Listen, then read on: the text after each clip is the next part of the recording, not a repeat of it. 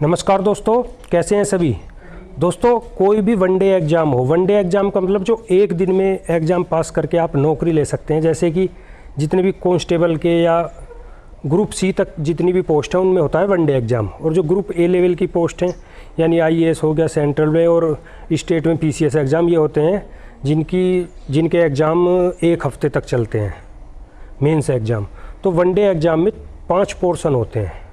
एक तो जीएस हो गया आपका, एक मैथ, एक रीजनिंग, 3 तो ये सभी में आते हैं। और अगर सेंट्रल गवर्नमेंट की बात करें यानी एसएससी से कोई भर्ती निकलती है तो उसमें आता है इंग्लिश। और अगर स्टेट गवर्नमेंट की बात करें तो वहाँ पर आती है हिंदी। यानी यूपी में जैसे यूपी पुलिस हो या यूपी SSSC से लेखपाल, जूनियर असिस्टेंट, वीडियो, कोई भी एग्ज़ाम हो, यहाँ पर पूछी जाती है हिंदी। एसएससी से CHSL, MTS, CGL, CPO, stenographer, इन सब में इंग्लिश आती है। जीडी को छोड़ दीजिए क्योंकि जीडी में दोनों पोर्शन होते हैं, हिंदी भी और इंग्लिश भी। तो आप जिसमें कंफर्टेबल हो वो कर सकते हैं। तो देखिए, इंग्लिश की आज शुरुआत करने वाले हैं हम। इंग्लिश, ये हिंदी और इंग्लिश ऐसे सब्जेक्ट हैं जिसमें आप पूरा स्कोर कर सकते हैं। बहुत ही ईजी सब्जेक्ट हैं।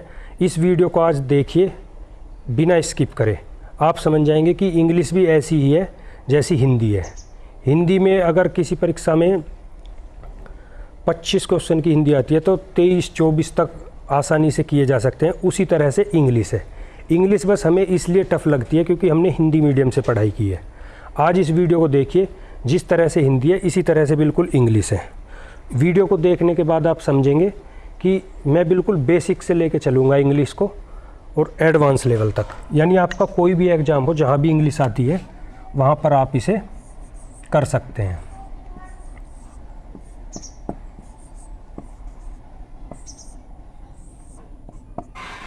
देखिए, इंग्लिश में है क्या। इंग्लिश में 3 पोर्शन समझ लीजिए आप। एक तो ग्रामर, एक वोकैब और एक समझ लीजिए पैसेज या क्लोज टेस्ट।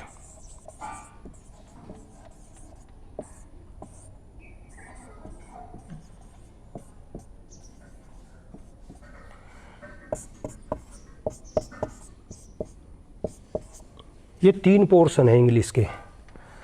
तो ऐसे समझिए जैसे कहीं पर 25 नंबर की इंग्लिश आनी है तो 5 का तो क्लोज टेस्ट या पैसेज, क्लोज टेस्ट आता है वैसे अधिकतर, क्लोज टेस्ट होगा 5 नंबर का।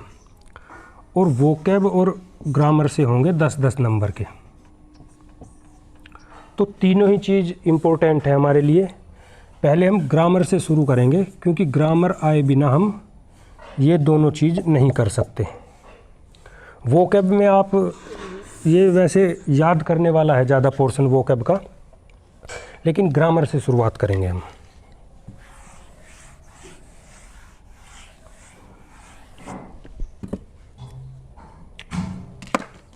अब देखिए, मैं आपको इसका एक बार सिलेबस देख लीजिए किस क्रम में वीडियो होंगी।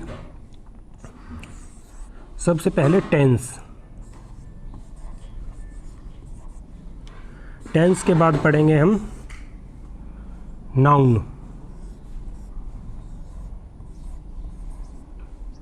फिर प्रोनाउन,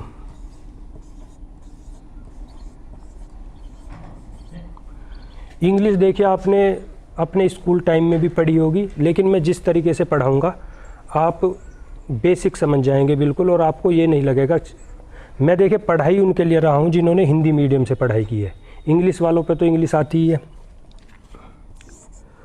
फिर पढ़ेंगे सिंटैक्स,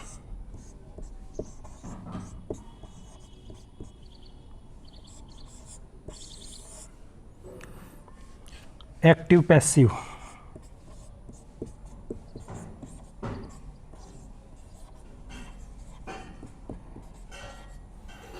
आज ये इंट्रोडक्शन क्लास है। क्लास आपकी आज भी मैं करवाऊंगा, लेकिन टेंस से शुरुआत करेंगे हम। लेकिन आप इंट्रोडक्शन में थोड़ा समझ लीजिए। इसमें देखिए फिर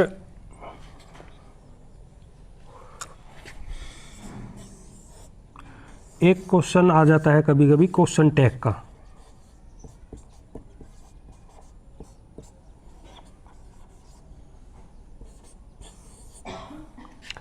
एक removal to.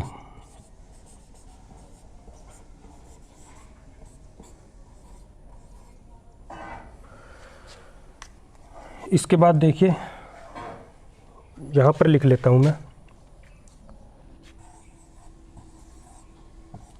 Degree of comparison.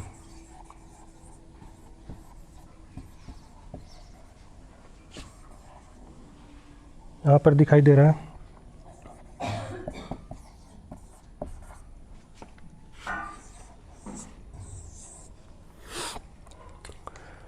इसके बाद देखिए एडजेक्टिव,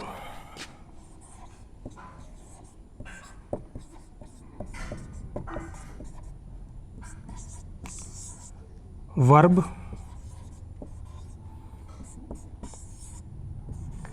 एडवर्ब। अभी इनके नाम से मत डरिए आप, जिस तरह से मैं पढ़ाऊंगा तो आपको सब समझ में आएगा, बस क्लास देखते रहिएगा रेगुलर।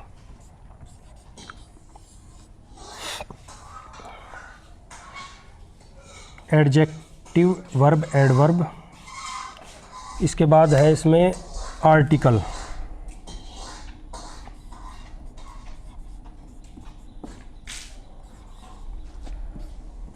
फिर कंजक्शन,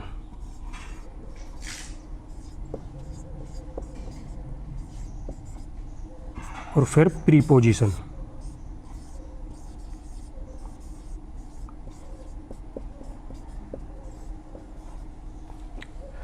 अब ये जो मैंने आपको टॉपिक लिखाए हैं, यदि आपने ये टॉपिक समझ लिए तो इसके बाद आप जो कॉमन एरर है या जितने भी पोर्शन आते हैं इंग्लिश में वो कर पाएंगे। और मैं एक एक टॉपिक इस तरह से समझाऊंगा कि आपको सब समझ में आएगा। ये ग्रामर के पोर्शन हैं सभी, ग्रामर वाले पार्ट के। इसके बाद देखिए कॉमन एरर।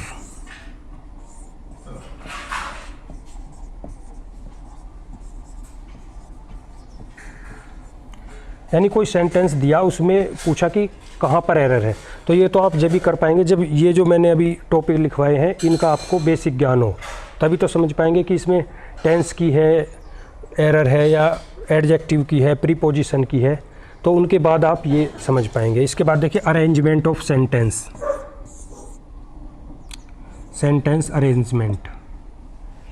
ये सभी टॉपिक होने के बाद हम इसका वोकैब वाला पोर्शन देखेंगे, जिसमें एंटोनियम होंगे,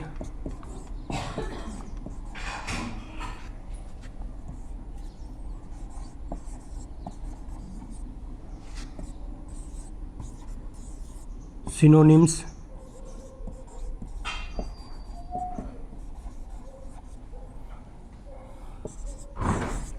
one word substitution, one word होंगे। इसके बाद ईडियम फ्रेजेस,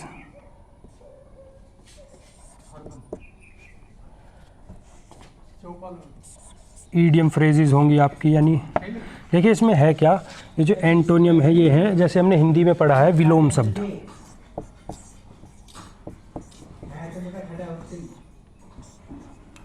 सिनोनियम है पर्यायवाची,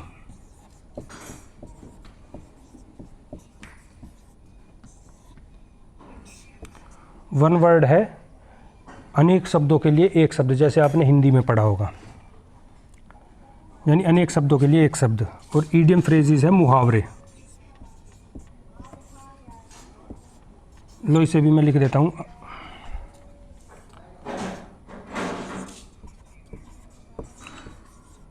अनेक शब्दों के लिए एक शब्द।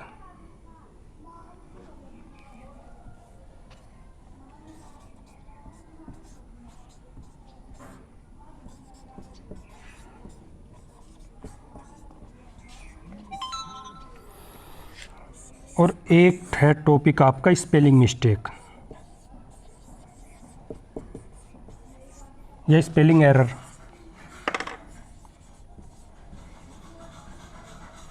यानी आपको कोई स्पेलिंग दी किसी वर्ड की, तो उसमें मान लो आपको 4 वर्ड मिलेंगे कि उसमें पूछ लेगा कि गलत कौन सी है या सही कौन सी है। 3 गलत होंगी तो सही पूछेगा, और अगर 4 में से 3 सही होंगी तो गलत पूछेगा।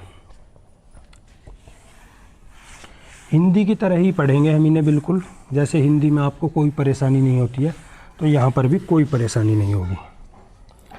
अब आपका तीसरा टॉपिक बचता है पैसेज का या क्लोज टेस्ट का।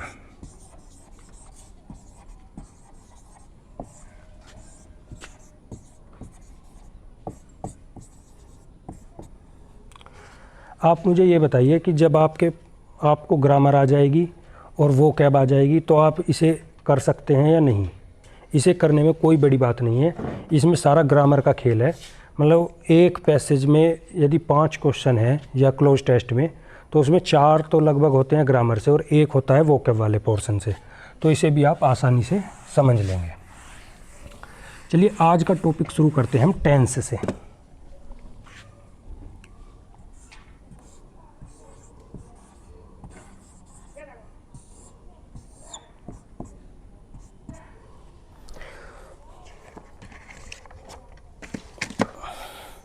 देखिए, आपने टेंस स्कूल में भी पढ़ करके आए होंगे अभी तक, लेकिन आपकी समझ में नहीं आया। आज आएगा, आज इस वीडियो को देखिए। टेंस का मतलब है काल, यानी हमारे जो आज हम जहाँ मौजूद हैं तो ये है वर्तमान काल, प्रेजेंट, और जो आज से पहले गुजर गया वो है भूतकाल, पास्ट, और जो कल आएगा वो है फ्यूचर। तो जो टेंस है इसके 3 प्रकार हैं, दिखाई दे रहा है यहाँ तक। प्रेजेंट,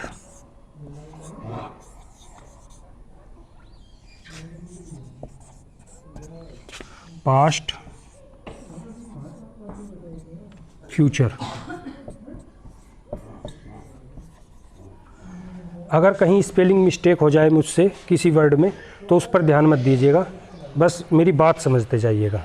स्पेलिंग मिस्टेक इंग्लिश आने के लिए कोई ज़रूरी बात नहीं है, क्योंकि हमारे एग्ज़ाम में हम कोई वैसा टेस्ट इस पे इंग्लिश हमें बोल के नहीं दिखानी, हमें एग्ज़ाम पास करना है। तो आप ये समझ लीजिए कि कोई टेंस है, टेंस के हैं 3 लड़के, एक का नाम प्रेजेंट, एक का पास्ट, एक का फ्यूचर। हिंदी में अगर बताऊं तो वर्तमान,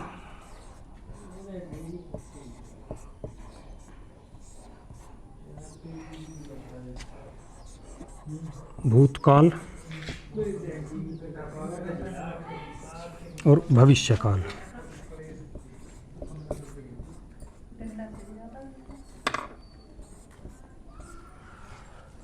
देखिए, कोई व्यक्ति है, उसके 3 लड़के हुए, तो एक का नाम प्रेजेंट, एक का पास्ट, एक का फ्यूचर। इतनी बात समझ में आई। अब इनकी हम पहचान कैसे करेंगे कि कौन सा पास्ट है, कौन सा फ्यूचर है और कौन सा प्रेजेंट है।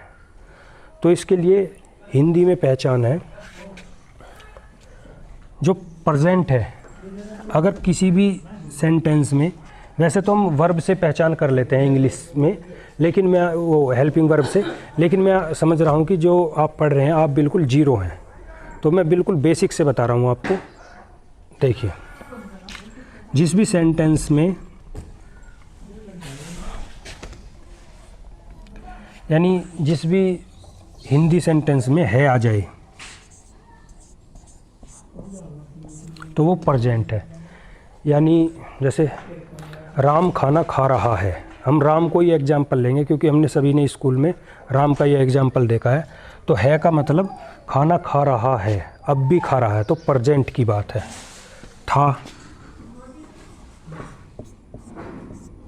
था है पास्ट की बात, जैसे राम खाना खा रहा था या खा चुका, तो मतलब जो बात बीत गई वो है पास्ट। और भविष्य में आएगा गा, यानी जो अभी नहीं हुआ है। जैसे राम खाना खाएगा, तो उसने खाया नहीं है, खाएगा। अब देखिए, इसमें जैसे टेंस, कोई व्यक्ति है, उसके हुए 3 लड़के, प्रेजेंट, पास्ट और फ्यूचर। अब इनकी शादी हो गई, प्रेजेंट की भी, पास्ट की भी, फ्यूचर की भी। तो जब शादी हो गई तो प्रेजेंट के हुए 4 लड़के, इंडेफिनिट, कंटिन्यूअस, परफेक्ट और परफेक्ट कंटिन्यूअस।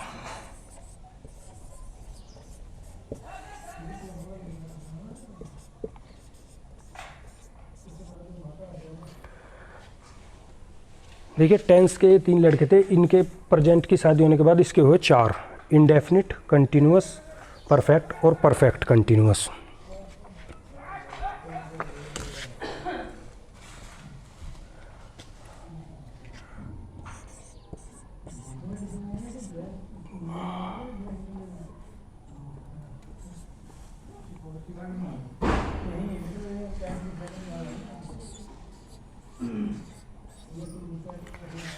अब इसे क्या समस्या हुई कि जैसे 4 ये लड़के हो गए प्रेजेंट के, indefinite, continuous, perfect, perfect continuous.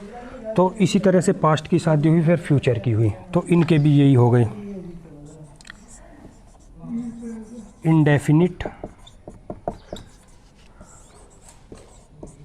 Continuous, perfect और परफेक्ट कॉन्टिन्यूअस।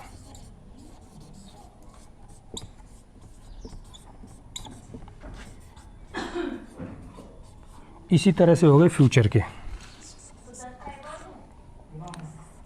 इंडेफिनिट,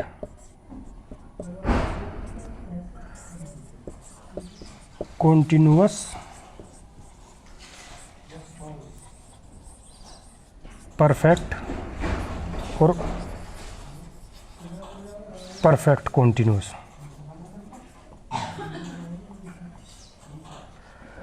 अब देखिए जब चारों की शादी हो गई और चारों के 4 तीनों की शादी हो गई और तीनों को हो गए 4 बच्चे, इंडेफिनिट, कंटिन्यूअस, परफेक्ट और परफेक्ट कंटिन्यूअस। अब ये समस्या आने लगी कि कोई भी अगर मान लो टेंस ने किसी को बुलाया कि इंडेफिनिट इधर आओ, तो ये तीनों जाते थे। लेकिन इस समस्या का समाधान करने के लिए जिसका बच्चा है उसके पिता का नाम रख दिया आगे, यानी पास्ट का है तो पास्ट इंडेफिनिट, फ्यूचर का है तो फ्यूचर इंडेफिनिट और प्रेजेंट का है तो प्रेजेंट इंडेफिनिट। इसी तरह से जिसका बच्चा है उसी के पिता का नाम उसके आगे लगा दिया, पास्ट,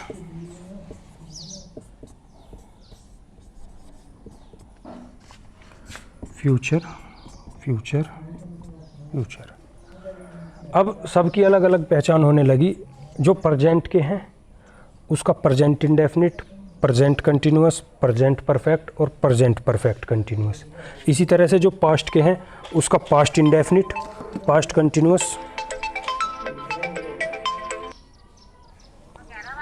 हेलो हेलो, हाँ बताओ।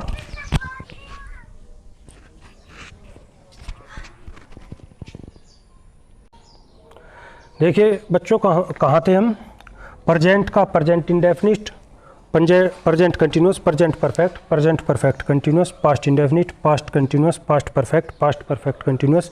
इसी तरह से फ्यूचर के future indefinite, future continuous, future perfect और फ्यूचर परफेक्ट कंटिन्यूअस।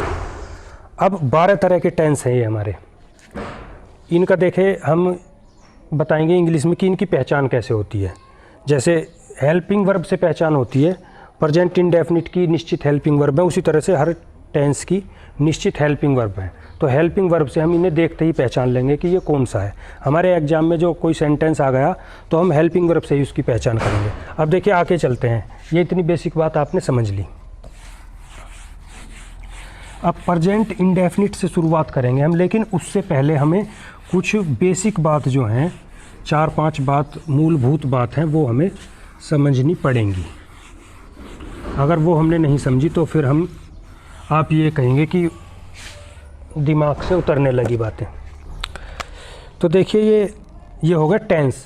टेंस होते हैं हमारे 12 प्रकार के। यानी टेंस तो वैसे तो तीन ही है, प्रेजेंट, पास्ट और फ्यूचर, लेकिन अगर हम अलग अलग देखें तो present indefinite, present continuous, present perfect, present perfect continuous, इसी तरह से पास्ट के इंडेफिनिट, कंटिन्यूस, परफेक्ट और परफेक्ट कंटिन्यूस, इसी तरह से 4 फ्यूचर के, तो 12 हो गए।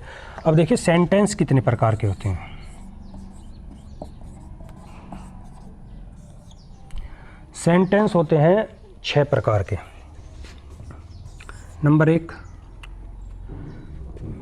अफर्मेटिव सेंटेंस,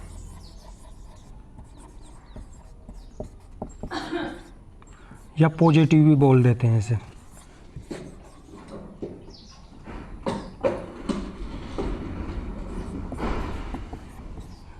देखिए स्पेलिंग मिस्टेक हो सकती है मुझसे, लेकिन आप बात समझते रहिए जो मैं बोलना चाह रहा हूँ। दूसरे हैं नेगेटिव,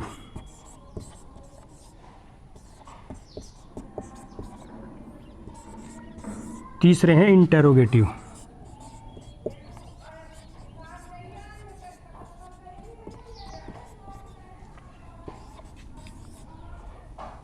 फिर चौथे हैं डबल इंटेरोगेटिव, इंटेरोगेटिव नेगेटिव।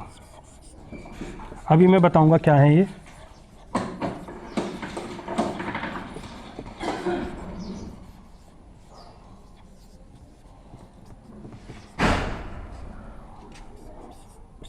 फिर 5वां है डबल इंटेरोगेटिव,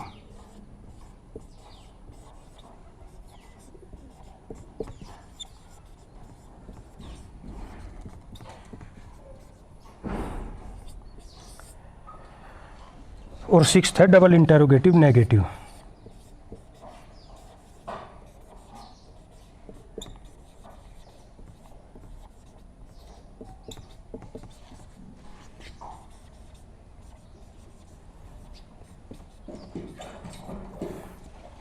देखिए 6 प्रकार के सेंटेंस हो गए, यानी अफर्मेटिव जिसे पॉजिटिव या असर्टिव या सिंपल सेंटेंस कुछ भी बोल दीजिए। इसके बाद negative, interrogative, interrogative negative, double interrogative और डबल इंटेरोगेटिव नेगेटिव। इनका मतलब क्या है? अफर्मेटिव का मतलब है जैसे कि कोई सिंपल सेंटेंस, जैसे राम के एग्जाम्पल से बताते हैं, राम खाना खाता है, तो ये हो गया अफर्मेटिव। नेगेटिव में जो नहीं जुड़ जाए, जैसे राम खाना नहीं खाता है, तो ये हो गया नेगेटिव। अब इंटेरोगेटिव क्या है? इंटेरोगेटिव है राम खान, उसमें पूछ लेगा, जैसे ये समझ लीजिए इंटेरोगेटिव वो है जिसका उत्तर हम हाँ या ना में दे सकते हैं, एक बात, या दूसरी बात जो क्या से शुरू हो। ये 2 पहचान है इसकी। जैसे क्या राम खाना खाता है, तो इसका उत्तर हम दे सकते हैं हाँ या नहीं। और अगर इंटेरोगेटिव नेगेटिव की बात करें तो क्या राम खाना नहीं खाता है, नहीं खा रहा है, वो भी जिस भी टेंस का होगा उसी टेंस की हेल्पिंग वर्ब लग जाएगी। इतना समझ में आया। तो डबल इंटेरोगेटिव की बात करें हम, इसका उत्तर हम हाँ या ना में नहीं दे सकते। जैसे कि वो पूछ लेगा राम खाना क्यों नहीं खाता है, अब बताइए इसका उत्तर हम हाँ या ना में नहीं दे सकते। इसका दे सकते हैं क्या राम खाना खाता है, हाँ या नहीं। और डबल इंटेरोगेटिव का मतलब कि राम खाना नहीं खाता है। तो 6 सेंटेंस हो गए। अब हम जिस भी टेंस को लेकर के चलेंगे, यानी हम प्रेजेंट इंडेफिनिट की अगर बात करेंगे तो मैं आपको इंग्लिश में ही इन्हें 6 को साथ के साथ करते हुए चलेंगे हम इन्हें। अब देखिए दोस्तों, ये मैं पहली बात हुई, ऐसी 4-5 बातें हैं। 1 मिनट रुकिए दोस्तों।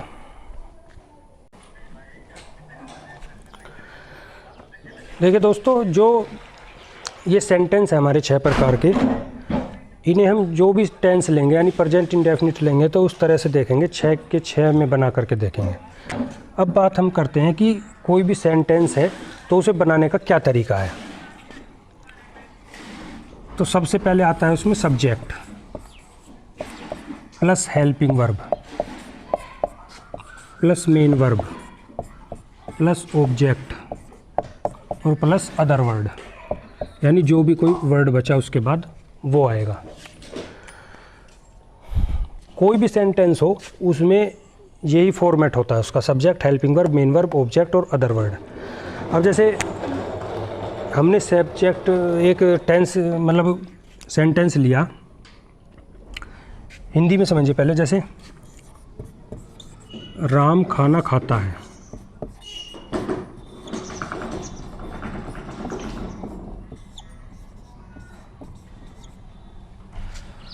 देखिए ये ऐसा मत समझिए कि ये एग्ज़ाम के लिए क्लास नहीं है, पहले मैं बेसिक बता रहा हूँ आपका। ये आज की इंट्रोडक्शन क्लास है, हम कल से शुरुआत करेंगे प्रेजेंट इंडेफिनिट से।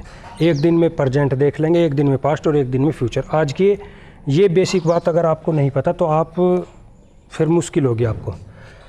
राम खाना खाता है, अब इसमें मैं आपसे पूछूं कि इसमें सब्जेक्ट कौन सा है, तो सब्जेक्ट का पता करने के लिए हमें किसी भी सेंटेंस में कौन या किसने लगा दीजिए। जैसे राम खाना खाता है, तो सब्जेक्ट का पता करने के लिए हम कौन से पता करते हैं, कौन या किसने। तो उस सेंटेंस में हमें सब्जेक्ट का पता चल जाता है। जैसे राम खाना खाता है, तो कौन खाना खाता है, राम, तो राम हो गया सब्जेक्ट।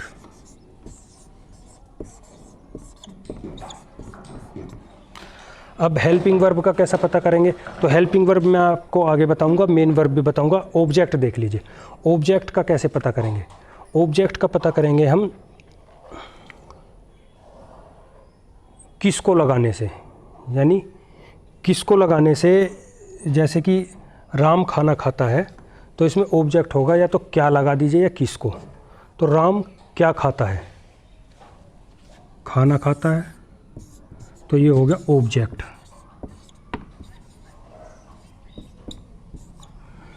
दो चीज़ आपको पता चल गई, सब्जेक्ट और ऑब्जेक्ट। अब देखते हैं मेन वर्ब और हेल्पिंग वर्ब का।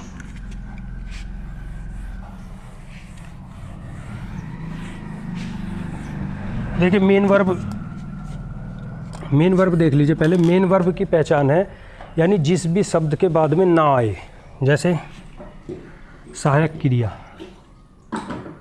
मुख्य क्रिया। मेन वर्ब होती है मुख्य क्रिया, जैसे खाना, पीना, सोना,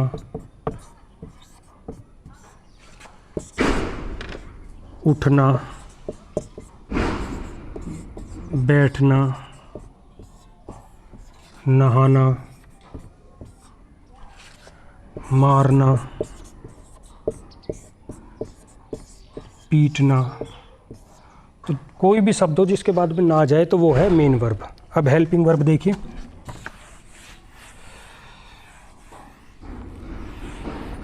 यदि समझ में आ रहा हो तो बताइए कमेंट में, मैं आगे चलता हूँ। मेन वर्ब देखिए, मेन वर्ब ये हेल्पिंग वर्ब क्या है। हेल्पिंग वर्ब जैसे मैंने आपको ये तीन बताए थे कि प्रेजेंट के मतलब टेंस के तीन लड़के हैं, प्रेजेंट, पास्ट और फ्यूचर। और फिर प्रेजेंट के चार हैं, इंडेफिनिट, कंटिन्यूअस, परफेक्ट और परफेक्ट कंटिन्यूअस। इसी तरह से पास्ट के इंडेफिनिट, कंटिन्यूअस, परफेक्ट और परफेक्ट कंटिन्यूअस। इसी तरह से फ्यूचर के। तो हेल्पिंग वर्ब ये जो 12 टेंस हैं इनकी अलग अलग होती है सभी की। जैसे यहाँ पे देखिए प्रेजेंट इंडेफिनिट,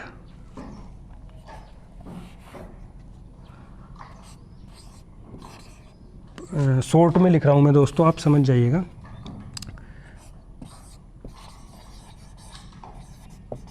प्रेजेंट, पास्ट और फ्यूचर। ये देखिए present indefinite, present indefinite, present continuous, present perfect, present perfect continuous. इसी तरह से पास्ट का है, past indefinite, past continuous, past perfect. यहाँ पर ए लगा लीजिए जिससे कि आपको पता लग जाए कि ये पास्ट है, और ये पास्ट परफेक्ट कॉन्टिन्यूअस। इसी तरह से future indefinite, future continuous, future perfect और फ्यूचर परफेक्ट कॉन्टिन्यूअस।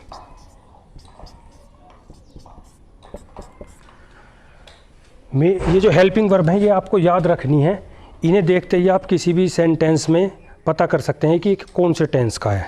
जैसे कि प्रेजेंट इंडेफिनिट में है तो इसकी हेल्पिंग वर्ब है डू या डज, डू या डज। प्रेजेंट कॉन्टिन्यूअस की है इज़, एम और आर। ये इज कहाँ लगेगा, आर कहाँ लगेगा, एम कहाँ लगेगा, ये सब मैं बताऊंगा, लेकिन ये बेसिक क्लास है, इसे समझ लीजिए। पास्ट परफेक्ट की है हैज या हैव, और पास्ट परफेक्ट कंटिन्यूअस की है हैज बीन या हैव बीन।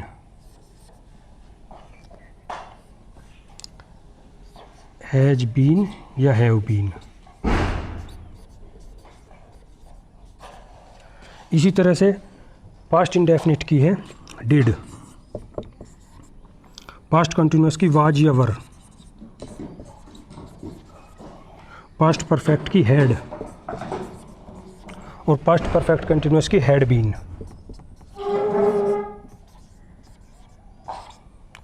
फ्यूचर इंडेफिनिट की विल या सेल।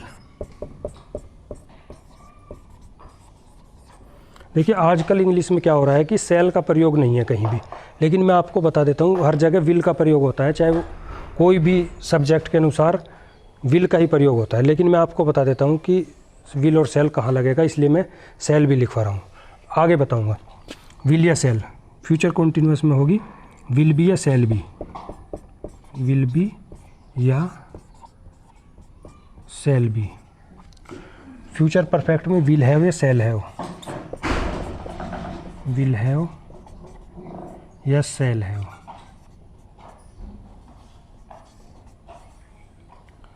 और फ्यूचर परफेक्ट कॉन्टिन्यूअस में होगी विल हैव बीन या shall have been, will have been या सेल हैव बीन। दोस्तों यहाँ पर दिखाई नहीं दे रहा है, मैं थोड़ा सा यहाँ पे लिख लेता हूँ इसे, विल हैव बीन या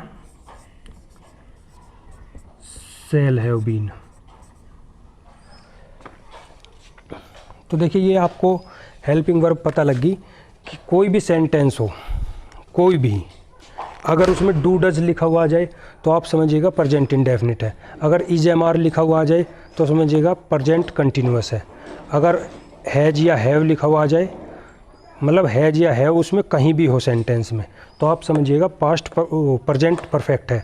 अगर हैज बीन या हैव बीन आ जाए तो past present continuous perfect continuous है। इसी तरह से पास्ट में यदि किसी भी सेंटेंस में डिड आ जाए तो पास्ट इंडेफिनिट, वाज वर आ जाए तो पास्ट कॉन्टिन्यूअस, और हैड आ जाए तो पास्ट परफेक्ट, और हैड बीन आ जाए तो पास्ट परफेक्ट कॉन्टिन्यूअस। इसी तरह से फ्यूचर में यदि विल या सेल आ जाए तो फ्यूचर इंडेफिनिट, विल बी या सेल बी आ जाए तो फ्यूचर कॉन्टिन्यूअस, और अगर विल हैव या सेल हैव आ जाए तो फ्यूचर परफेक्ट, और अगर विल हैव बीन या सेल हैव बीन आ जाए तो फ्यूचर परफेक्ट कॉन्टिन्यूअस। ये 24 हैं हेल्पिंग वर्ब। अब आप गिन लीजिए 1 2 3 4 5 6 7 8 9 10 11 12 13 14 15 16 17 18 19 20 21 22 22 हो गई। अब 2 हेल्पिंग वर्ब और है।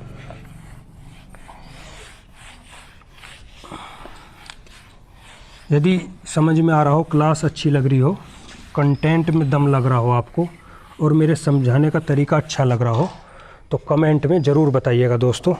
देखिए 2 हेल्पिंग वर्ब कौन सी हैं, इसे भी मिटा लेते हैं एक बार। 2 हेल्पिंग वर्ब हैं, एक तो नीड और एक है डेयर। नीड का मतलब आवश्यकता और डेयर मीन्स साहस।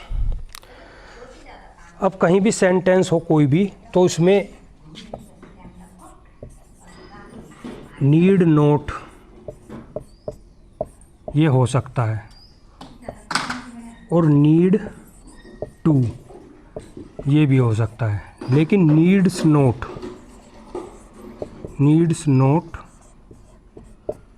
ये बिल्कुल भी नहीं आ सकता किसी भी सेंटेंस में, या needs not to, need not to. किसी सेंटेंस में नीड नोट हो जाएगा, नीड टू हो जाएगा, लेकिन नीड्स नोट नहीं हो सकता और नीड नोट टू नहीं हो सकता। इसी तरह से डेयर का है, डेयर टू हो जाएगा, डेयर नोट हो जाएगा, यानी ये राइट है, और डेयर्स नोट नहीं हो सकता।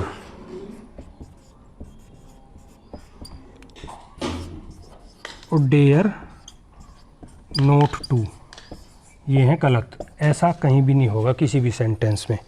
तो 24 हेल्पिंग वर्ब समझी आपने, मेन वर्ब समझी, सब्जेक्ट समझा, ऑब्जेक्ट समझा। अब देखिए बात करते हैं WH फैमिली की, यानी जो इंटेरोगेटिव सेंटेंस में आते हैं। जैसे आपने सुना होगा क्या, क्यों, क्यों, जो भी प्रश्नवाचक हैं हमारे WH फैमिली।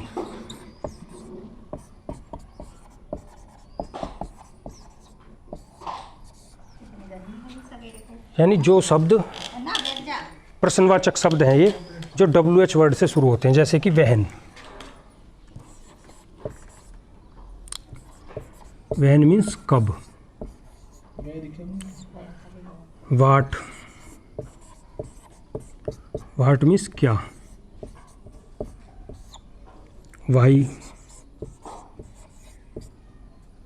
वाई मीन्स क्यों,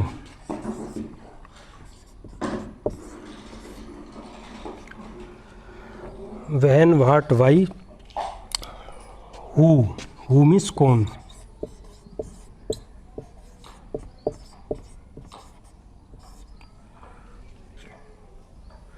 वहन मीन्स कब, वाट मीन्स क्या, वाई मीन्स क्यों, हु मीन्स कौन, हुज मीन्स किसका।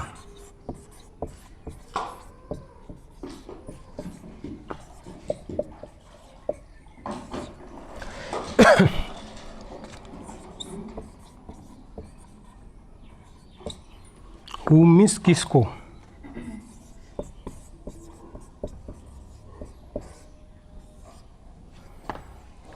इसके अलावा वहन, वाट, वाई, हु, होम, विच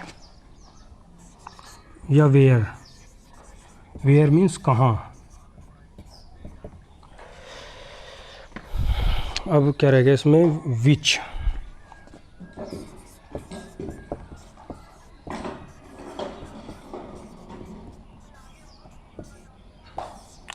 देखिए प्रश्नवाचक शब्द हैं। जैसे वहन मीन्स कब, या वाट मीन्स क्या, वाई मीन्स क्यों, हु मीन्स कौन, हुज मीन्स किसका, हुम मीन्स किसको, वेयर मीन्स कहाँ, विच मीन्स, हुम मीन्स किसको, विच मीन्स है कौन सा दोस्तों, ये सॉरी गलत हो गया, विच मीन्स कौन सा।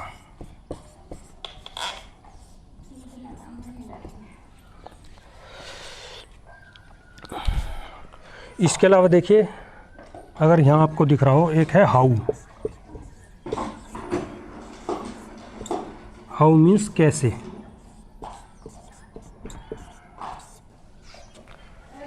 फिर एक है हाउ मैनी,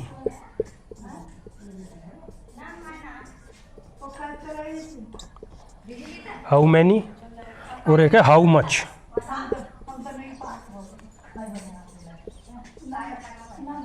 हाउ मीन्स कैसे, हाउ मैनी मीन्स कितने, और हाउ मच मीन्स भी कितने।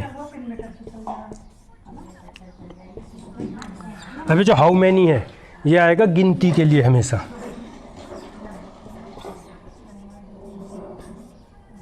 और हाउ मच आएगा तोल के लिए, नाप तोल के लिए।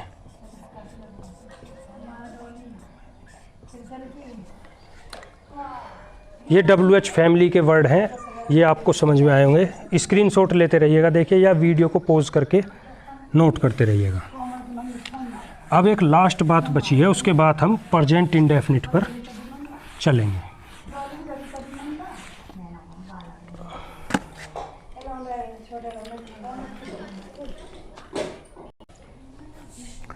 देखिए दोस्तों, अब ये लास्ट बात है एक, कि पर्सन जो हैं वे 3 तरह के हैं, फर्स्ट पर्सन, सेकंड पर्सन और थर्ड पर्सन। यानी मैं जो बात कर रहा हूँ किसी से, तो मैं हो गया फर्स्ट पर्सन, और मैं जिससे बात कर रहा हूँ वो हो गया सेकंड पर्सन, और जिसके बारे में बात हो रही है या बात चल रही है वो हो गया थर्ड पर्सन। अब इसमें क्या है, सब्जेक्टिव, इसमें देखिए सब्जेक्टिव केस, ऑब्जेक्टिव केस,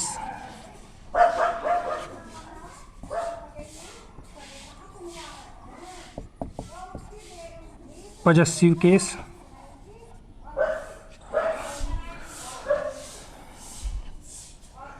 और इसमें रिफ्लेक्सिव केस।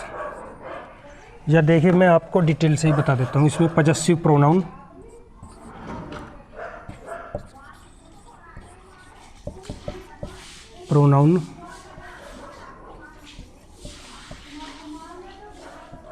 और एक हो गया आपका यहाँ पर दिखाई रिफ्लेक्सिव प्रोनाउन लिख लीजिए।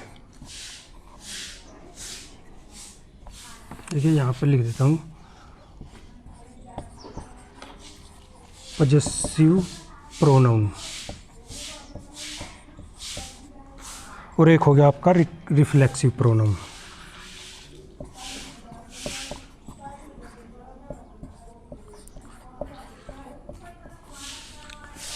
अब देखिए इसमें है क्या, जैसे मैंने आपको बताया कि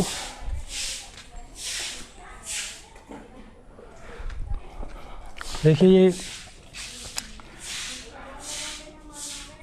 आई वी दिखाई तो दे रहा है ना यहाँ तक का, ठीक है दोस्तों। देखिए I we you, he, she, they, one और इट। अब इसमें आई और वी ये है फर्स्ट पर्सन, यू है सेकंड पर्सन। यहाँ पर देख लीजिए ये आई और वी हैं फर्स्ट पर्सन, यू है सेकंड पर्सन, और ये बाकी जितने भी बचे ही, सी, दे, वन और इट ये हो गए थर्ड पर्सन। अब सब्जेक्टिव केस में इनका प्रयोग कैसे होगा, जैसे आई का होगा आई, वी का वी यानी सब्जेक्ट के रूप में, यू का यू होगा, ही का ही, सी का सी, दे का दे, वन का वन और इट का it.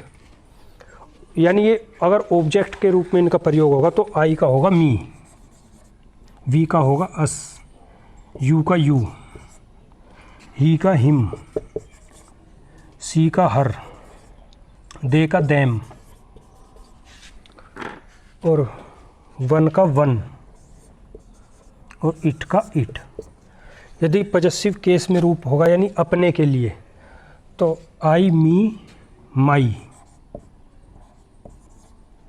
We us our, you you your, he him his, she her hers, they them their, और वन वन वंस,